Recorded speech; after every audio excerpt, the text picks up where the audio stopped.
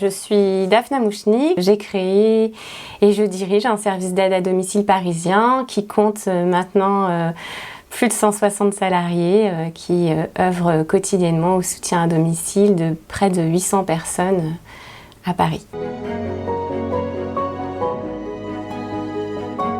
J'avais rencontré Noël dans le cadre d'une interview au moment de la sortie de mon deuxième livre qui mettait en avant tout ce qu'il nous avait fallu d'affronter, de réussir durant ce premier confinement qui était quand même éprouvant, effrayant, voilà. Donc du coup je l'ai raconté dans un livre. Puis quelques temps plus tard il m'a dit là il y a le deuxième confinement, ça serait bien que les travailleurs sociaux témoignent de l'impact que ça a directement sur leur service, sur la façon dont ils accompagnent malgré tout leur public, parce que c'est vrai qu'on n'a rien lâché, nous, durant toute cette crise sanitaire. Et j'ai trouvé sa proposition très chouette, d'autant qu'elle était très libre en fait. On pouvait raconter ce qu'on voulait.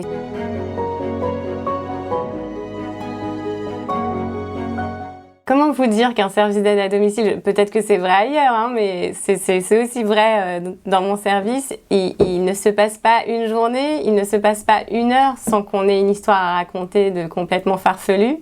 Donc en fait, ce qui est difficile, c'est de choisir quelle histoire je vais vous raconter chaque mois.